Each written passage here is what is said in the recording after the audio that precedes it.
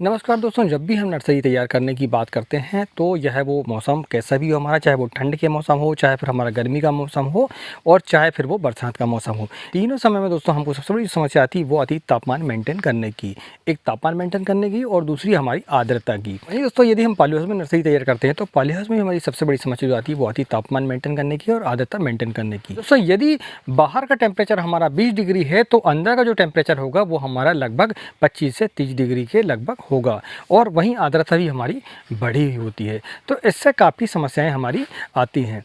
दोस्तों आज इस वीडियो में आपको बताऊंगा कि पॉलिहाउस के अंदर का टेम्परेचर हम कैसे मेंटेन कर सकते हैं। तो नमस्कार दोस्तों, मैं हूं राकेश साहू, आप देख रहे हैं एग्रो जीवन बातें किसान की। और वीडियो यदि आपको अच्छा लगे तो वीडियो को लाइक करें और चैनल में यदि आप नए हैं तो चैनल को सब्सक्राइब करना ना भूलें और बेल घंटी को दबाएं ताकि आने वाली वीडियो की नोटिफिकेशन आपको मिल सके, ताकि आप जो है खेती संबंधी जानकारियाँ चैनल पर जो है पॉलिहाउस निर्माण संबंधी 2 वीडियो पहले से ही अपलोड हैं, आप चाहें तो उन जाकर देख सकते हैं, ताकि आप जो है पॉलिहाउस का निर्माण अपने फार्म पर एक छोटे पॉलिहाउस का निर्माण आप कर सकें बड़े आसानी से। करते हैं हम पॉलिहाउस के अंदर के टेम्परेचर की। तो पॉलिहाउस के अंदर का जो टेम्परेचर है वो लगभग 20 से लेकर 25 डिग्री के लगभग अधिक होता है आपका, तो वो बहुत बढ़िया टेम्परेचर माना जाता है।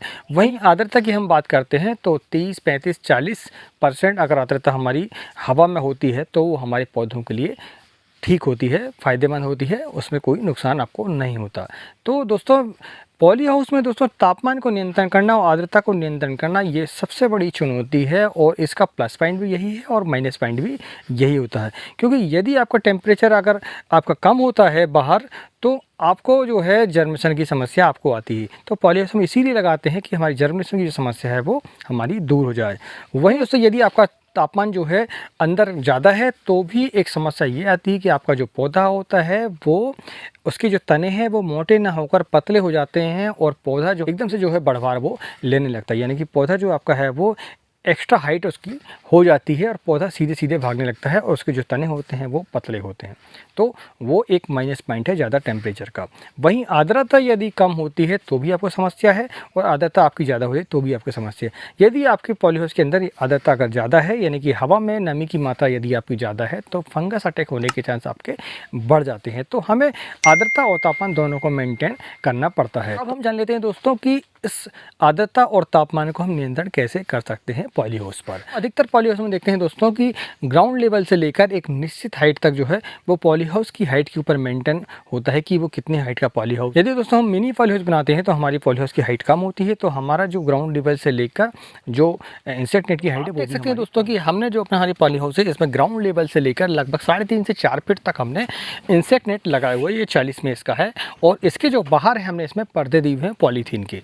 चलिए दोस्तों मैं आपको जो है पॉलीहाउस को बाहर से ही बता देता हूँ कि हम बाहर से टेम्परेचर को कैसे मेंटेन कर सकते हैं। दोस्तों कि हमने ये 40 में इसके इंसेक्ट नेट के बाहर जो है एक पॉलीथीन लगाई हुई है जिसको हम जो है पर्दे की तरह इस्तेमाल करते हैं और ये ऊपर भी आ जाती है और नीचे भी आ जाती है। तो उसको हम चाहे जब पैक कर सकते हैं और चाहे जब इसको ऊपर उठा सकते हैं। इसके अंदर जो है दोस्तों एक पाइप लगा हुआ है जिसकी सहायता से हम इसको मोड़ कर जो है अपने जो कवर है उसको हम ऊपर भी कर सकते हैं और नीचे भी। तो पॉली हाउस में आपको एक टेम्परेचर मीटर आपको रखना होगा। एक टेम्परेचर मीटर आप मार्केट में मिल जाएगा और चाहे तो आप ऑनलाइन भी इसको अमेजोन की साइट से या फ्लिपकार्ट की साइट से आप मंगा के रख सकते हैं। ज़्यादा कीमत से नहीं होता दोस्तों, वो लगभग 200 से लेकर 300 रुपये के बीच में आपको मिल जाता है, जिसमें कि आपको टेम्परेचर भी मीटर मिल जाता है और दूसरा आर्द्रता मीटर भी आपको मिल जाता है और साथ में आपको घड़ी भी मिल जाती है। तो आप उसको जो है पॉलीहाउस के अंदर एक इंस्टॉल करके रखें। तो मैं दोस्तों आपको बताता हूँ कि बाहर का टेम्परेचर अभी जो है मोबाइल पर हम जब देखते हैं तो वो लगभग 20 से 22 डिग्री बता रहा है। वहीं जब हम पॉलीहाउस के अंदर जब घुसते हैं हम तो टेम्परेचर हमारा जो मीटर में आपको बताता हूँ कि दोस्तों वो है लगभग 20 से 22 डिग्री और आप अंदर का टेम्परेचर आप देख पा रहे हैं वीडियो पर कि लगभग 27.7 डिग्री सेल्सियस आपका टेम्परेचर है, जो कि बाहर की अपेक्षा 5 डिग्री ज़्यादा है। वहीं आप देखते हैं इसमें कि लगभग 43% इसमें आर्द्रता बता रहा है, तो जो कि आपकी आर्द्रता है वो भी आपको मेंटेन करनी पड़ती है। तो आपने देखा दोस्तों कि हम इस टेम्परेचर मीटर की सहायता से जो कि लगभग 200 से 300 बहुत सस्ती कीमत पर आपको मिल जाता है, वो आपको एक अपने पॉली हाउस पर जो है और अपने खेत पर भी एक रखना ही चाहिए। पॉली हाउस यदि आपके पास में नहीं भी है तो आपके पास एक मीटर होनी चाहिए ताकि आप पता कर सकें कि आज टेम्परेचर कितना है रियल में और उसमें आर्द्रता मौसम पर कितनी है। वो आपको जो है ओपन फील्ड में भी काफ़ी काम पड़ेगा। तो अब दोस्तों मैं आपको बताता हूँ कि टेम्परेचर मेंटेन करने के लिए पॉली हाउस में और आर्द्रता को मेंटेन करने के लिए में क्या क्या सावधानी बरतनी पड़ती है। तो सबसे पहला काम तो यह है दोस्तों कि आप जब भी अपने फार्म पर आते हैं अपने पॉली हाउस पे अंदर जाकर देखें कि आपका टेम्परेचर कितना है। आप लगभग 9 से 9:30 बजे के करीब आएँ और देखें कि आपका टेम्परेचर कितना है। यदि आपको टेम्परेचर जो है ज़्यादा मिलता है तो आपको क्या करना होगा, वैसे भी ज़्यादा आपको मिलेगा ही क्योंकि उस समय जो है धूप निकल चुकी होती है। तो आपको जो अपने पॉली हाउस है उसके जो पर्दे हैं वो आपको ऊपर उठाने पड़ेंगे। चारों तरफ से आपको पर्दे होते हैं आपके, तो पर्दे को ऊपर उठाना पड़ेगा। और उठाने से क्या होगा दोस्तों कि जो बाहर की हवा है वो अंदर आएगी और अंदर की जो गर्म हवा है वो बाहर जाएगी। तो उससे जो बाहर का टेम्परेचर है और अंदर का टेम्परेचर है वो लगभग सेम हो जाएगा। लगभग 5 डिग्री का फ़र्क तो फिर भी होगा इसमें, मगर वो ज़्यादा अंतर आपको देखने को नहीं मिलेगा। दूसरा, आपकी जो आर्द्रता है वो भी आपकी एयर सर्कुलेशन की वजह से वो भी आपकी कम हो जाएगी, मेंटेन हो जाएगी। तो ये हुआ दोस्तों हमारा सुबह का काम।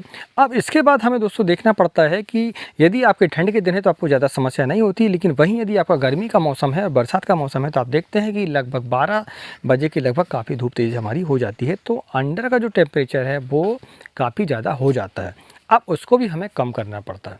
ये नहीं है दोस्तों कि अंदर का टेम्परेचर हमें बढ़ाना ही बढ़ाना है, हमें अंदर का टेम्परेचर कम भी करना पड़ता है।